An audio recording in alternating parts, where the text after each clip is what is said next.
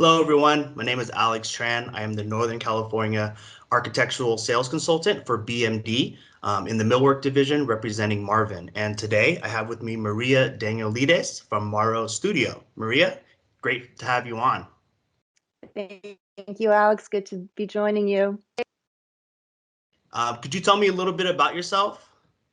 Sure. So I guess I'm going almost on 25 years in architecture now, but I spent the first 17 years working for a firm here in San Francisco. We actually started out, it was an office in Pittsburgh, and a project brought us out here to the West Coast in 1999, and I've stayed ever since. So about 5.5 years ago, I left that firm to try something different, and it was a bit of an accidental entrepreneurship. So I now work for myself and have been, and it's transitioned from mainly this commercial sector to residential work now, ironically. So here in the Bay Area, I've been fortunate to have the opportunity to work with some great clients and through referral, but it definitely has been transitioning from commercial to residential. Awesome. Thank you. Yeah, and we really appreciate all your collaboration at BMD. So thank you very much, Maria. And I'll just kind of get right into it today. So what we're discussing today is really remodels and different trends we're seeing in the marketplace. So how have things like shelter in place impacted the motivation to remodel? That's a great question. And I think there have been basically two responses from my clients in what I would call a kind of precarious time. And I should probably preface this in the sense that the projects I've been working on more recently are for folks who are in early retirement or newly retired, going into retirement. So they're planning on remodeling their home to kind of take them into the next phase of their life. Then there's sometimes a young couple with a growing family, and they might have their home for the first time, and it's San Francisco or in the peninsula of the Bay Area, and they are looking to remodel that would respond to their growing family. And then thirdly, I would have folks who are also sort of independent homeowners, and they either are thinking of making their house a home for longer term. So it might be more of a long-term projection and a bigger renovation to take them into, a decade or more. And so it's a very, very limited or narrow focus of clientele. I should preface that. So those individuals that I've been working with in the last year, now that we're coming upon almost a year for the shelter in place, has been more twofold. They're either somewhat nervous and have a high level of uncertainty or anxiety, so they may actually defer what they had planned. I've had few individuals who had to put their project on hold. But then there are other folks who, because they're working from home, because the kids are working or schooling from home, or they find themselves now just more of a heightened awareness of their surroundings.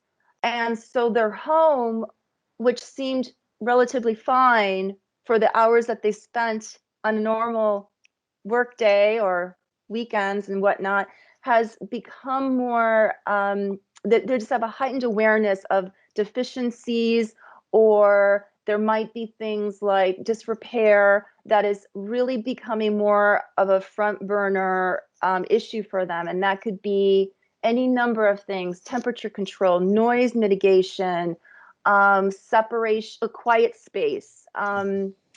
Sometimes it's also just recognizing a dysfunctional kitchen because they're no longer eating out, or they're finding themselves needing to have a lot more space for that kind of activity than ever before. And those individuals are more motivated, but they also have the means to think about those things, meaning that they may have money that they feel they can tap into to pursue those goals. And again, I want to maybe preface that it's a smaller group of people who have the means to think about those things under the circumstances. Absolutely.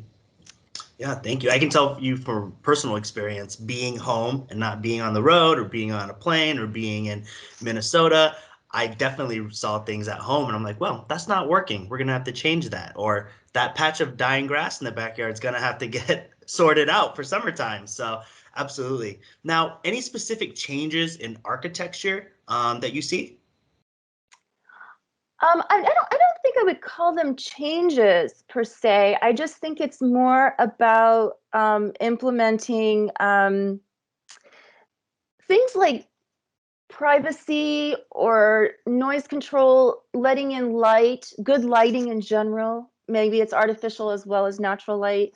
Um, Things such as ventilation and views, or just comfort level in where where you are, whether it's working or schooling the kids. It's again, I think bringing those elements that are not new ideas per se, but they're more of what I feel are more appreciated as best practices in architecture. And I sense that clients are starting to appreciate suggestions that maybe they didn't think of before as being as critical, but now they're starting to be more aware of it. So I think that's again maybe just more of implementing what I would call our best practices. And then there's certainly for certain um, individuals or clients,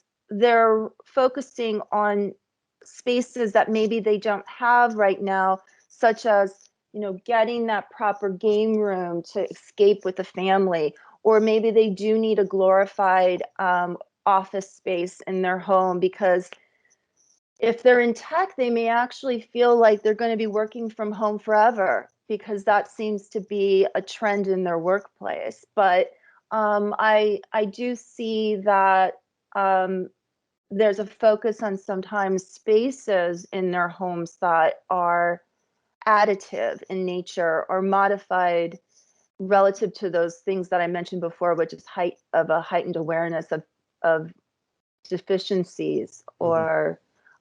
or a lack thereof. So, and then I also would find that outdoor spaces, landscape improvements, certainly if they've got a backyard, um, there I see an uptick in outdoor improvements. I'm sure it's because they wanted to take advantage even more so being outdoors and gather outdoors in their backyard, as well as get you know um, the kids being outside versus under normal circumstances, maybe at the playground, what have you. But that's led to, an uptick outdoor kitchens, things like that, have perhaps grown in some popularity. But then again, they're not new ideas, but they definitely have become more of an incentive. Mm, yeah, understood. Now, with the current climate, and I mean, real estate wise, we're at a record low, I believe, interest rates. Do you think there's kind of a rush to remodel? People are refinancing and putting money back into their homes? That's a great question. I haven't had a lot of real specific examples of insight into that, but I'm going to make some guesses perhaps, or share some impressions on that. I think there's been, not necessarily going back to the first kind of question about whether they're motivated to remodel. Some people are actually feeling like they're not in a rush to remodel. They may be considering it, but they're also living in, you don't want to live in place during a big remodel. So they're considering like where they would be when all this work might be taking place. So I think that kind of doesn't necessarily rush them into anything, but um, I would suspect that the low interest rates are an incentive, for sure if there's construction loans or things of that nature. And then I I think related to interest rates, I might even call out the fact that I've been seeing more first-time home buyers or homeowners. They're trying to get into the market for the first time because of those low interest rates. So they're shopping around in the Bay Area for a home or to buy a home. And I have been seeing more people approach me in that capacity as well. And so what they're finding though is that they most likely are looking at something that may have fallen into disrepair or may need some upgrades. So they definitely need to factor that into their budget. Hmm. Now, something I've seen as kind of a trend since the shelter in place was an increase of accessory dwelling units, ADU projects, and within the Bay Area. Have you had any experience with that? I have. Are you, but you're seeing an increase during the last year? Hmm. Okay. So accessory dwelling units became more popular prior to COVID, especially in the Bay Area, because there was an incentive because of our housing crisis, for one, that our own, not to get into the weeds too much, but our own planning department and our own building and planning departments here in the city took initiative to promote accessory dwelling units where they may not necessarily have been permitted for zoning beforehand. Hmm. So there was some incentives and prototypes of um, to to get folks thinking about that or legalizing something that may have been illegal before, whether it was an extra in-law or a space that was an apartment but just needed to have proper modifications done to bring it up to code. So I was doing those maybe 5 years ago, actually, and seeing that uh, trend, I guess we can call it, basically through folks though who have a very conducive property to undertake that as an option, because it's not an easy thing. It shouldn't be underestimated that it does take quite a bit of planning and design execution to make those accessory dwelling units work. And so I did do like a couple of those types of projects here in San Francisco within the last 5 years. And it was mainly also because folks really find the incentive to have passive income. But I think it probably also at times had a sense of being multi-generational in nature, so that I do get clients who also want to think of it as initially maybe an extra guest room or space of that nature um, for friends and family to visit, but then it can be something that they want to build in so that it legally is an accessory dwelling unit and not just a guest room, so that they have a choice to move forward in renting it, or perhaps somewhere down the road, mom or dad come back and live with them and want their own separate space. Or I could also see the adult child coming back from home, back to home from college or between jobs or what have you. And that also is a reality for, I think, probably a lot of people in the last, not just COVID, but probably in the last 10, 15 years, since the recession even of 2008. So there's good long-term strategies related to those ADUs, but they're not simple by any means, and need proper planning, and they're not inexpensive, especially in the Bay Area. And so it is a long-term investment. Thank you so much. We really appreciate your time and your input for our Mm-hmm. remodeling and trends webinar. So thank you very much for your For time. sure. Maria, I will speak to you soon. Have a wonderful day. For sure. Thank you so much, Alex. Talk to you later. Welcome. I'm here with Andrea Holmes with Therma-Tru Doors. She's the National Account Manager for Therma-Tru. Welcome, Andrea. Appreciate you coming on and spending some time with us. Thank you for having me. So give us a little background about yourself. Tell us who you are, what you do for Therma-Tru. Yeah, so I'm the national accounts manager, really focused on the remodeling and retail channels, and live in Nashville, Tennessee, and have for 20 years, and have also been in the industry for about 17 years. So been through a few things and seen some ups and downs, definitely. Yeah, and this is obviously a unique time for all of us right now, and I know you're seeing a lot of that. But let's just jump in right away and just talk about the remodeling and the trends that are going on there. How do you see the trends going in the remodeling? Do you see it stronger now because of COVID and the resulting economy? That was always my fear is stepping into this year knowing what's coming and thinking, wow, things are really going to lock down. It's going to be a tight year for us, but we saw it a little differently. What are your thoughts on that? Yeah, we have definitely seen strong demand, and actually stronger than pre-COVID. I think with people being at home more, there's definitely been more DIY projects, and then a growing number of do-it-for-me projects as well. Some of the research that we've seen has said that people pulled forward projects, maybe that they were planning for a year or two from now. Maybe they had been saving for that, but because they did have some money in savings, also had the time and the ability to do it, that they just decided now was the time. So Right. the forecast, really, what we're seeing though is that there's likely to be more do it for me, because a lot of those DIY projects are now done. So that may be really for the near term what we see more of. Right, right. Very interesting. And obviously, entries doors are a big part of that. When you're doing some remodeling, and we'll talk about that in a little bit too, about changing curb appeal and doing things to increase the value of the home. But one of the challenge I know you're seeing it too, is just this challenge of communicating. And you can't do those in-home consultations as much anymore, and depending where you are, even less. So how are you guys working around that? What kind of tools have you come up with, and what are the things that you're doing with as Therma-Tru?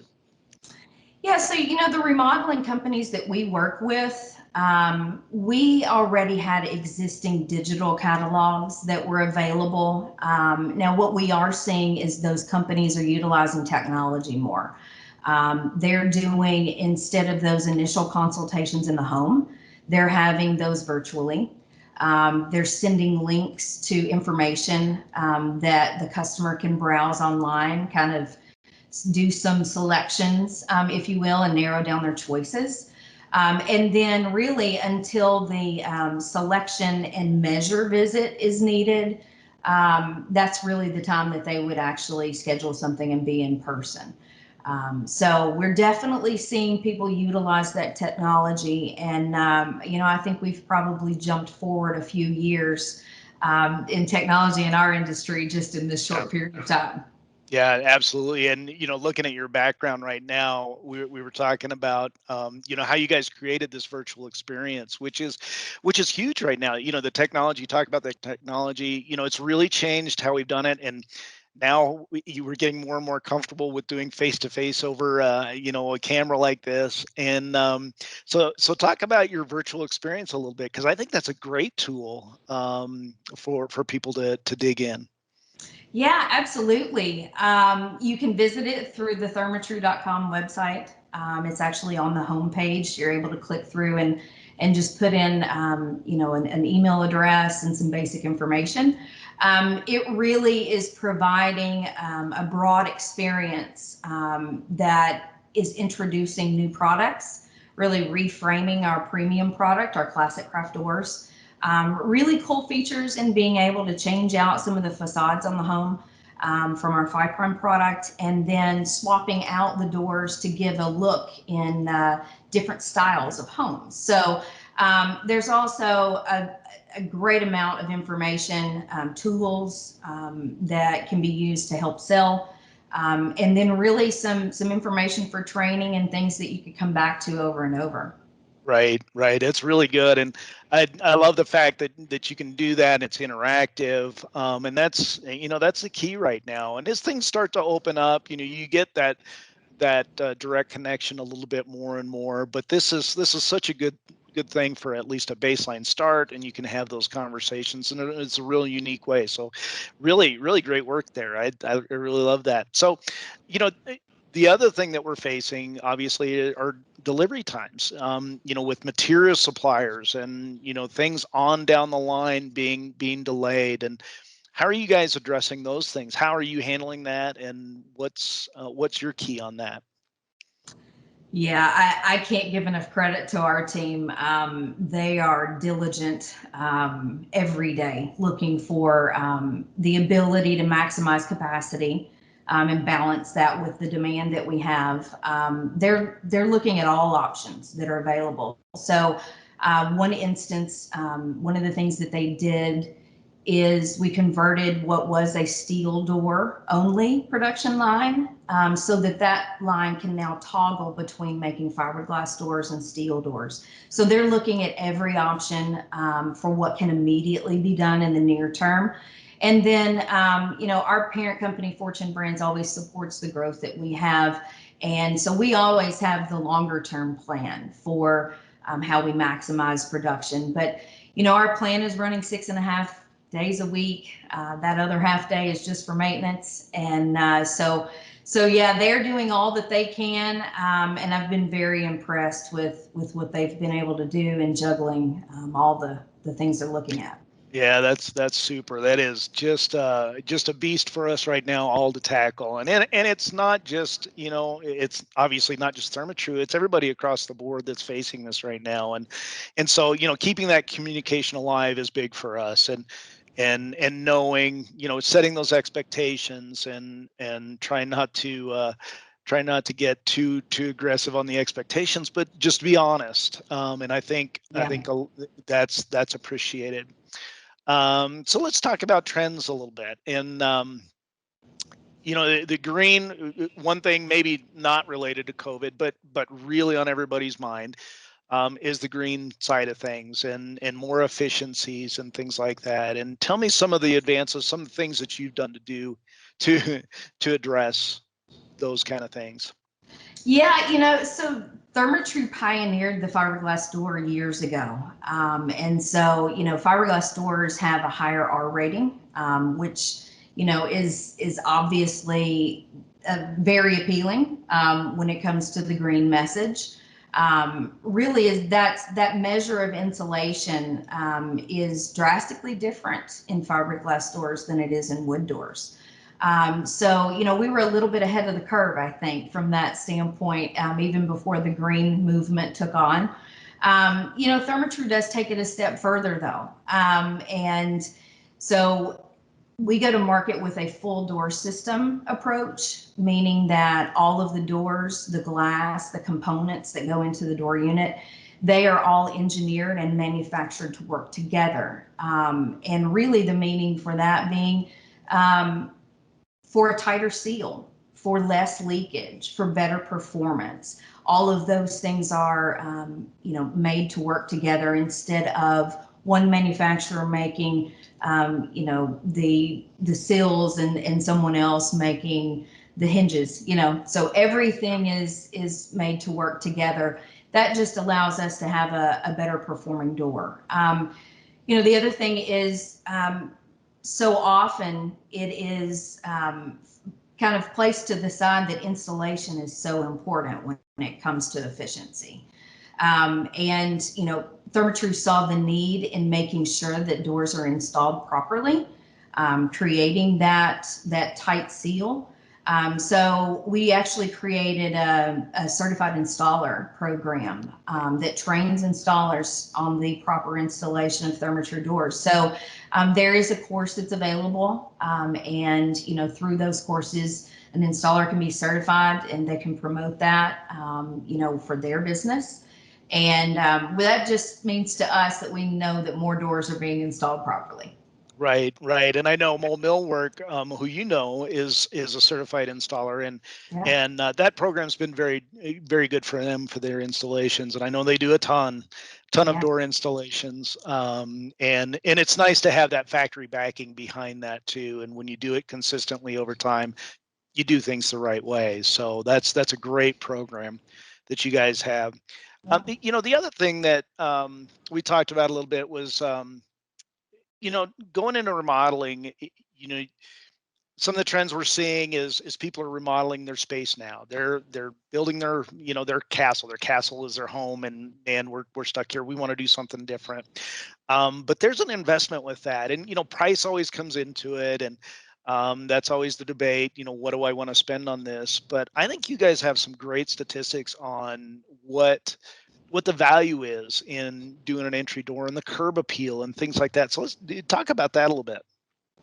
Yeah, it's interesting. Thermatru completed a proprietary study in 2017, and the response, the research showed that a new Thermatru door can increase the home's perceived value by 4.2%. So on average, that is $18,750.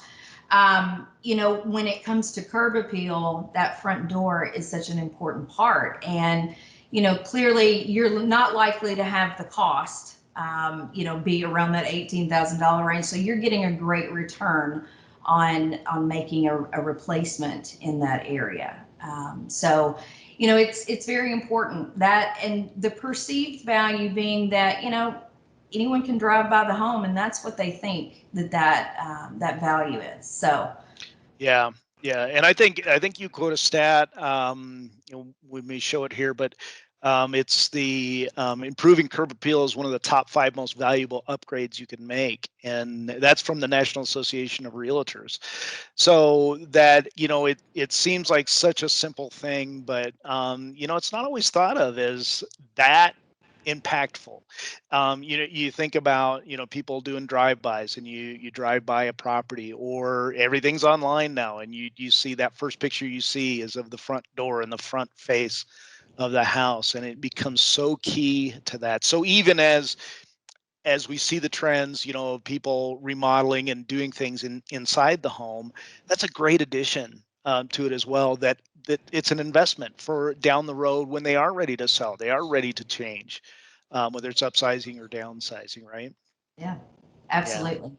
yeah, Yeah. absolutely. That's great. Andrea, this is great. We've got some great information here, and we'll share this information as well on the website.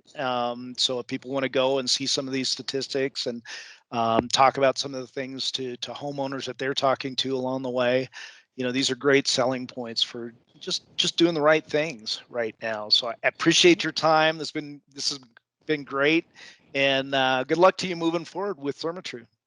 Thank you so much. Appreciate it. All right, I'm here with Eric Mason, and he's the architectural marketing manager. Excuse me, let's try that again.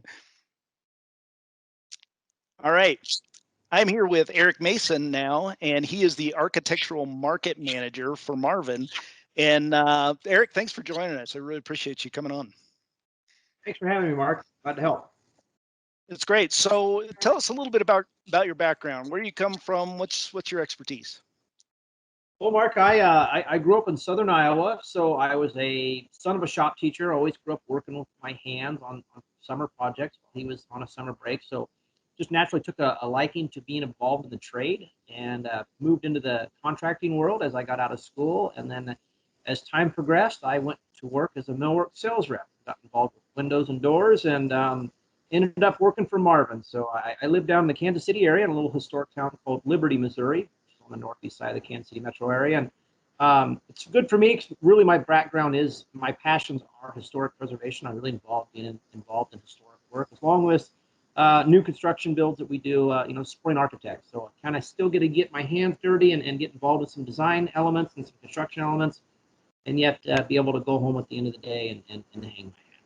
Yeah, it's great. And I know you work with Kansas City Millwork and Millwork quite extensively down there. In fact, you get a little history with Kansas City Millwork. And We appreciate all you do, and this would be a great conversation from a perspective of manufacturer and what Marvin is doing and what you're seeing. So let's just jump right in and let's talk about some of the trends that we're seeing. One big thing, especially that we see with windows and doors, is these indoor outdoor spaces, and let's just talk about that a little bit. What are you seeing that's kind of evolved with that?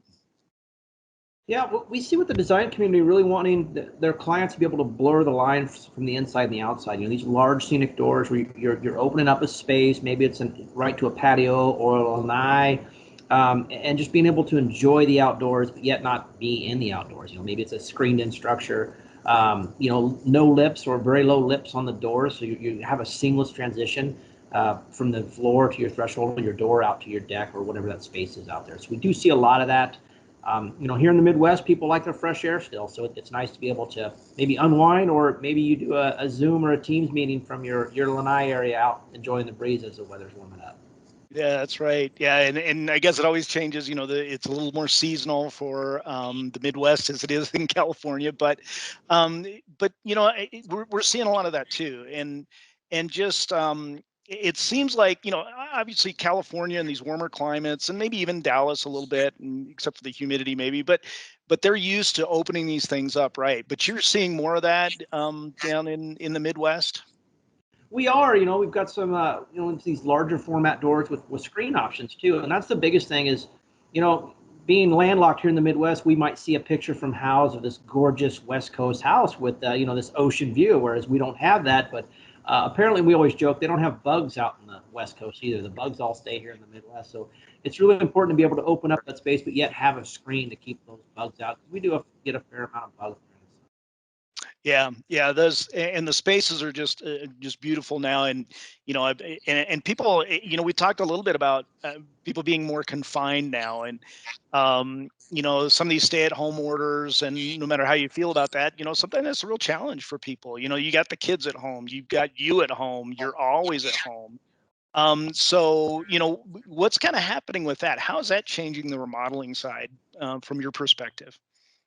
Well, we've also seen, some of these large scenic doors going in, but also maybe it's that when it comes to a remodel, there might be an addition. Maybe it's an outdoor studio that's not connected to the home. You could see maybe it's time to add that garage and then put an office space or a workspace up above that, or a meditation space, just some place to get that separation that maybe you typically got from going to work, or from the kids got from going to school. We all love our families, those of us that have them, but sometimes it can be really hard in the same room all the time. So just getting that separation and that be able to focus on your work and get the task done at hand is been top of mind with a lot of our conversations lately. Yeah, I agree, and we're seeing that as well. And I think the other thing that we think about when we think about the trends that are happening now is some of the consciousness of the green, and maybe it's not so much green as it is the efficiencies. Maybe it's both. Of course, California, they've got some restrictions on that you have to comply to, but the Midwest doesn't really have those. But we're seeing some of that too. So talk about some like the air quality issues and things that you've seen on that side of things. I do get to hear quite a bit about homes are so much tighter nowadays. There's techniques to open them up. The windows and doors are more high performance. They're using items like a closed cell insulation, where now you're putting an air exchanger in to help bring in some of that fresh air. Whereas the old balloon framed homes that would quote unquote breathe, you had a little bit a better air quality to them. Now, the dead of winter, those balloon frame homes get really dry because you're not holding the humidity in that the mechanical system is creating. But you're seeing a lot more of that conversation, and then you got to have the fresh air that gets introduced. It seems like we still see a fair amount of people here that want to open their windows and bring in that fresh air when it allows. You get a lot of cooler nights during the summer. Even you can open up, ventilate, and then help control humidity. That's the biggest thing, is keeping the humidity down. But having that fresh air is still very important. Operating windows and doors that bring in fresh air is still always, almost 90% of our conversations, somebody brings it up. Right. And we had a conversation a couple of months ago with a builder in Colorado, which is where I am, and he's building up in Castle Rock, which is you're up around 6,000 feet, 7,000 feet above sea level, the first thought is, they wanted to do an indoor-outdoor space, and they wanted to open it up. And he's like, and he got a lot of feedback. No, you can't do that in Colorado. You can't. But even here, we get mild weather in the winter, and certainly in the summer, there's good opportunities there too. So I think we're seeing that in a lot of places as well. But one word that you and I talked about a minute ago was embodied energy. Talk about that, and how's that impacted? What does Marvin? How does Marvin play a role in that?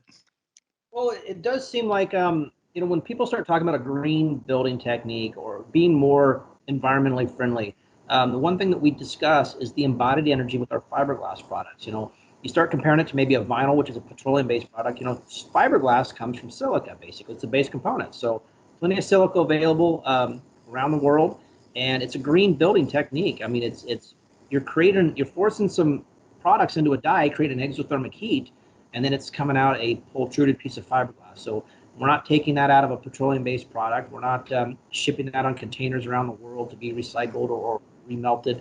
And so it's a very environmentally friendly way to build a window and door. If you think about fiberglass too, it's the same component as glass. So any of your expansion and contraction rates are virtually identical.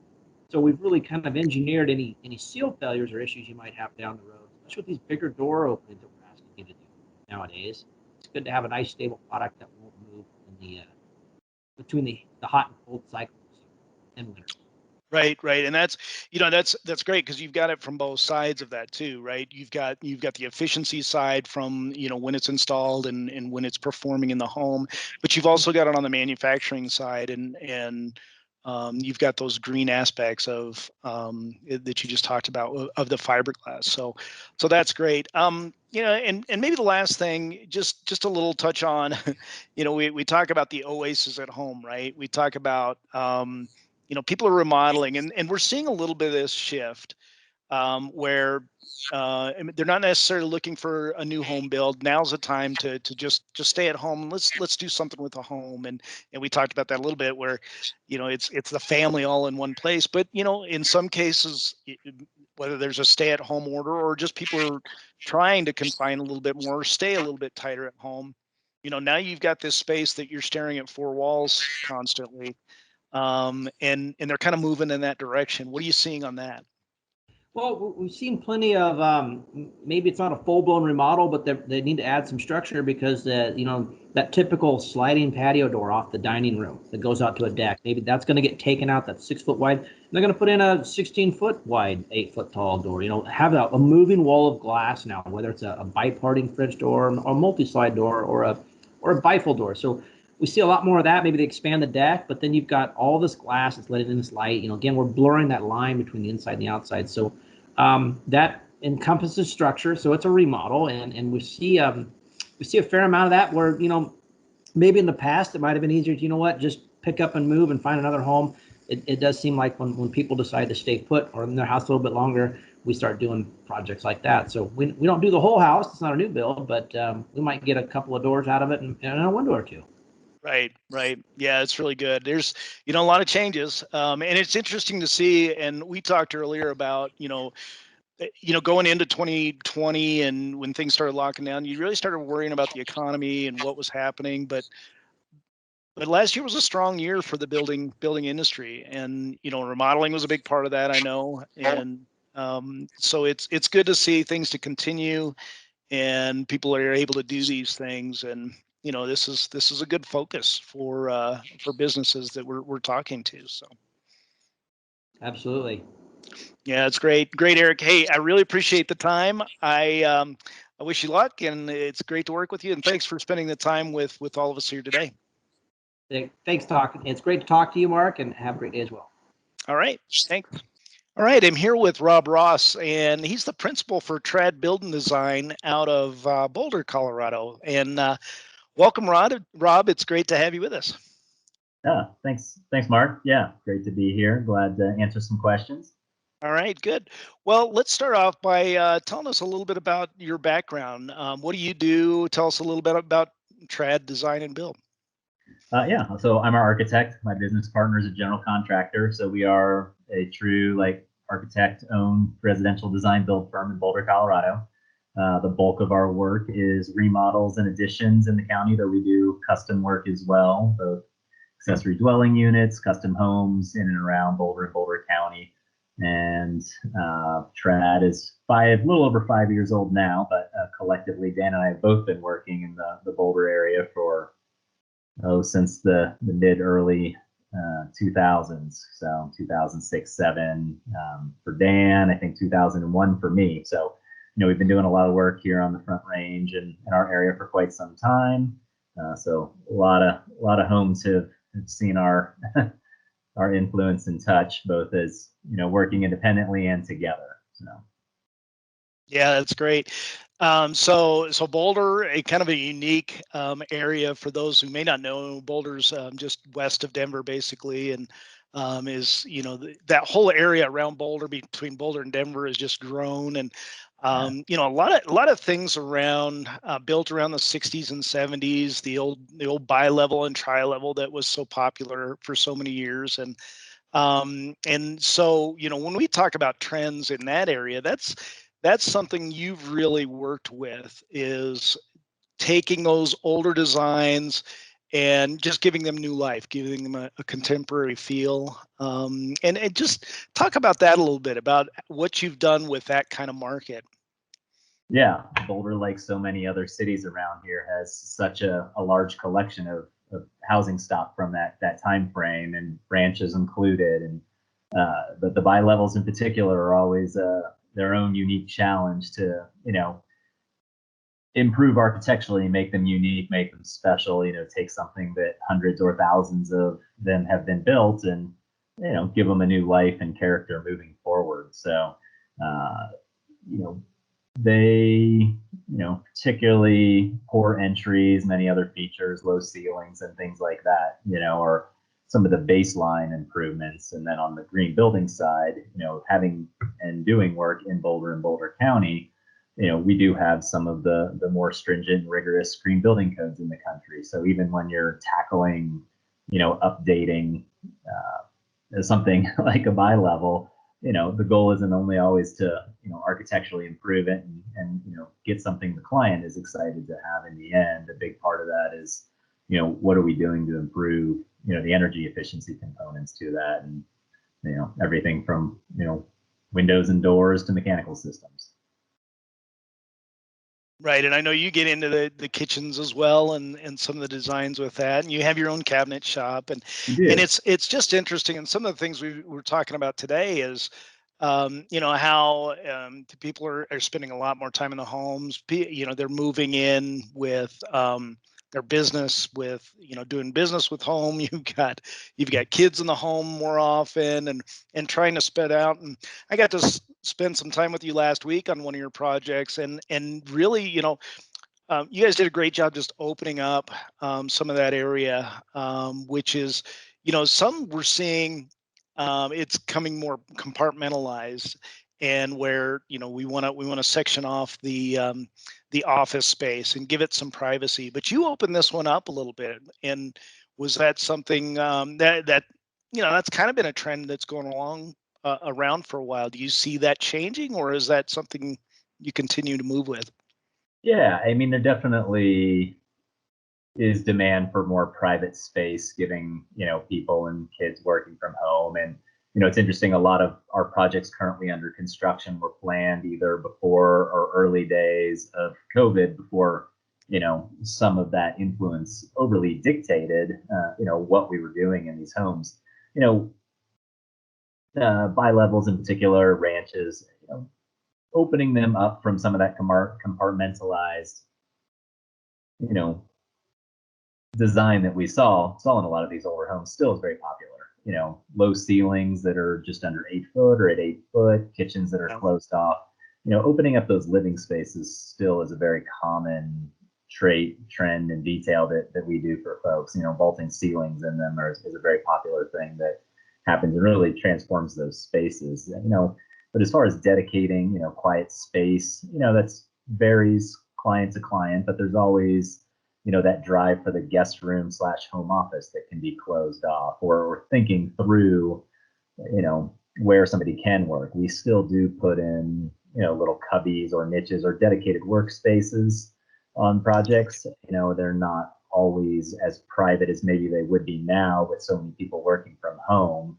But it's not that uncommon across different industries and tech industries where people do often work from home. So, home offices have been part of how somebody uses that space or a multi-use flex space. But recently we did a full interior remodel, lost a bedroom, to kind of help rearrange and open up that space, but created an adjacent home office nook, if you will, to give them that space. Now it's not private and quiet in that solution, Right. but we were kind of looking at that from a different perspective earlier on. So now we're in final paint and things like that. Yeah. But moving forward, people have asked, inquired. I think a bigger challenge is people try to find solutions for working at home with the constraints they have, but easier to think about, and then the reality of doing that much work to your house and disrupting it while you're still living in there has been a challenge too. Right, sure. Well, and you mentioned the green building, and the codes in Boulder are generally more stringent and more California-like than maybe even like in a market like Denver. But and I guess one thing we talk about is remodeling, and how there's a common thing to scrape and rebuild and just start over. But you're taking the bones of the house, and so this is kind of an economy of efficiency that is that green building thing. Is you're keeping intact the materials that are there, the baseline materials, and building from that and turning into something that's completely new. The home that I visited with you last week, it's a bi-level, and it was what, 60s, 70s, somewhere in that range. It was built. I remember the exact year. And so really that's a green part of your process right there, isn't it? Just starting with the initial structure. Absolutely. I think homeowners sometimes get a little bit of a mixed thought across the industry from whether their house should be torn all the way down and starting over or not. And a lot of that is market and budget driven too, for really how much change you're doing to a home. But what we're doing are often the pop top, the new master suite on top, or some additional square footage or space to add to those homes. And the bones are often adequate. Lumber and things that were built back then sometimes were better quality. They're great to work with. What we do pull out, we recycle, but it's almost more interesting sometimes working with the constraints. It gives you a different, more fun design challenge. Reaching towards whatever that client's end goal is. Do they want something modern out of a bi-level, or are they looking to bring it more into something more of a traditional role, a farmhouse or a craftsman type thing. So, taking a bi-level, which is a pretty generic, transitional builders, floor plan, and, trying to apply some style and character to it, it's a challenge. It's a fun design challenge. And, I think saving those structures, especially foundations, first floors, we're often changing roof lines. So, you might scrape a roof off, but there's still a fair amount of wood and products saved in that home. And as we've seen over the last year plus, even in the last few months alone, lumber pricing has skyrocketed. So right. What we can leave in the house is that much less that we're having to replace, Yeah, that's an excellent point. That's a big change we've seen this last year too, I guess, with COVID, is the pricing and availability. Lumber has just been a real challenge. So that's a great point that you mentioned there. And the other thing is, you consider some of these older homes and old windows and things, and changing them. Like this home you just did was you put Marvin in there, and I imagine some of the efficiencies are part of that, right? Oh, absolutely. This home in particular had, I think, the majority of the windows, with the exception of a few, and in addition, it had sometime in the last 25 years, were still single pane aluminum windows down in the basement, maybe some double pane vinyl or aluminum upstairs. Still, it was a bit of a hodgepodge. So, coming in with a full, new window package it's a big aesthetic improvement, but the energy improvements also are great. I'm one of my favorite window lines to use in sort of our market of remodels is that essentials line for Marvin. The limitations aren't that bad. You really can get a great combination of windows that can be molded together and get a great aesthetic. And the U values that we're targeting now are getting more and more attainable with improved glass coatings and things like that, which isn't Marvin specific. That's really more glazing type. Right. But the fact that we can get these additional coatings at an additional cost depending on how it's driving the project and the green building requirements, Right. but getting down to a 0.27, a 0.26 U value on something which is just our baseline requirements now for anything that we're doing on a prescriptive path type review. When you get into a performance path where an energy rating is involved, and that gives you a little bit more flexibility on, one door can be over, or it's more of a collective, snapshot of the whole house. But a lot of times when it's a one and done, we need those resources, and Marvin and some of the other folks that you guys work with, or have products that can meet those low U value demands in the market now. Yeah, and that's something. Obviously, the trend continues to move more in that direction. For the green aspect, but also the efficiency aspect, and people appreciate that more. Being able to keep your heat and keep your cool in the home where it's supposed to be when you need it, right? Sit next to the window on a cold day. Yeah, that's right. That's right. Well, this is great, and I love how you guys approach the market and the things that you've done, and just transitioning older homes and giving them new life. It's kind of a fun thing. So I really wanted to talk to you about that, and I appreciate you taking the time today to go through that with me. Thanks. Absolutely. Yeah, great. All right. Have a great day. Cool. Thanks, Mark. All right, I'm going to have our panelists unmute themselves. So Andrea and Eric, if you guys can unmute, hopefully you can hear me okay. And Alex, we're going to come back to questions. So some great discussions we had today. And before I get started in the questions, if you do have a question, we've got a few so far, but if you do have a question, you can type it in the Q&A at the bottom right of your window. So first of all, Dalila, we've got a webinar coming up next month on something unique. I'll let you talk about that a little bit. Sure, thanks, Mark. So we are going to be talking about accessory dwelling units and how it is a big building trend that just came about in 2020.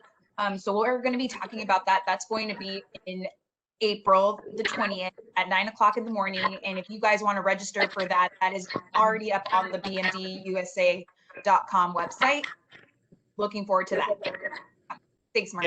Yeah. Thanks, Dalila. So let's jump in, Dalila. I know we've got some questions. I'll let you go ahead and feed that and see what we can address here.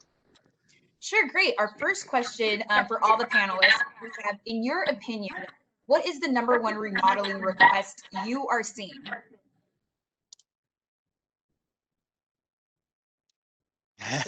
Anyone want to take that over? I'll jump in. Hopefully you can hear me well, but just as I talked about, it's the large doors. That's still the biggest trend that we see as far as when we're invited to a discussion on a remodeling project, is making the space seem bigger. The existing space, you can make it bigger with more glass. That's awesome. That's really good. Those indoor-outdoor spaces and those large doors, that's a lot of what we're seeing. So, I'm spent a lot of time in the Midwest here. Obviously, Eric, you're in the Midwest, and Dalila, you're in California. Alex, you're in California. But the trend in California, we've seen those big open doors, and get that indoor-outdoor space, and it's really moving to the Midwest. The weather, we can have some mild weather when the months are right. So it is moving that way too. So that's a great point, Eric. Yeah, to add Eric's point, a lot of the indoor and outdoor kitchens, people just utilizing their existing space. A term that I saw coined by Pinterest was a office, people converting their closets into office because we're limited in California. So I thought that was kind of interesting emerging trend. Nice. Yeah, and we're seeing the same. I'm sorry. Go ahead, Andrea. Yeah, we're seeing the same thing. Really an expansion into the outdoor space and doors and products that allow to do that. And then really actually taking that a step further. And we're seeing a lot of composite decking type projects that are being added to the outdoor space, really just expanding that living area. Very good. All right. Yeah, no, thank you. Yeah, we do have a couple more questions. What platforms are you guys seeing when doing virtual consultations? How is with COVID, how has doing the virtual consultations, what are you guys using to do those? For me, it's been about a 50-50 mix of Zoom and Teams. Those have been the predominant ones. Same for me as well. I try to just be flexible, whatever people are more comfortable using. If they would like me to set it up, we use Microsoft Teams, but if a client is more comfortable with Zoom, whatever works best for them. Sure. Same here. Yeah, it's great. Things have gotten a little bit easier. People are getting a little more familiar with things, but yeah, at least the user friendliness of these platforms getting better and better as we go. Yes. Yeah, no, that's good to know. And another question coming in, what type of remodeling tends to yield the highest return of investment for a home? I mean, I still, it's always been kitchens and baths are where you get your most money. And I continue to hear that, we're still expanding those big kitchens or doing the outdoor kitchens. So, of course, I don't track the industry as a whole, but usually that's the tidbits that I hear when I'm sitting down with someone. Yeah, and I guess I personally spend a lot of time in the kitchen, so I definitely understand the request for a lot of kitchen and living area remodels. Well, and I came across an interesting stat as we were getting ready for this, and House did a study that 2 in 5 homeowners, which is 41%, who renovated their master bathroom, say they rely on their new space for rest and relaxation. So they're creating this oasis to get away from everything. So, that doesn't really speak to the, the ROI on that, but that kind of says what people are doing, right? And bathrooms and kitchens are big. But, Andrea, we talked about the door increasing the value of the home. You had some pretty good stats on that too. Yeah, absolutely. That curb appeal investment seems to be, a big return for folks, and that can be anything from the exterior cladding all the way to the entry door and even landscape. Hey, Dalila, I think we've got time for one more question. Yeah, we got one more. So in your guys' opinion, is the trend of open floor plans reversing at all? I think it's being reconsidered, right? I mean, we now need home office space. Your crying 4-year-old who's throwing a tantrum in the middle of a webinar, it's probably not the most ideal situation. So I think people are definitely reconsidering. Yes, I would agree with Alex. We are seeing that, especially in the commercial spaces, you'd see that open collaborative feel, but residentially, there is a desire to find a way to shut off the elements if you can. This has been great. I appreciate all the panelists' time. I think we had some great information here, and we'll make this information available on the website. We'll have the webinar recorded there, so you can view it later on or pass it on if you have somebody that might be interested. But thank you all for joining us. It was a nice time, well spent. Thank you for having us. Have a great day. Thank you. All right, thanks.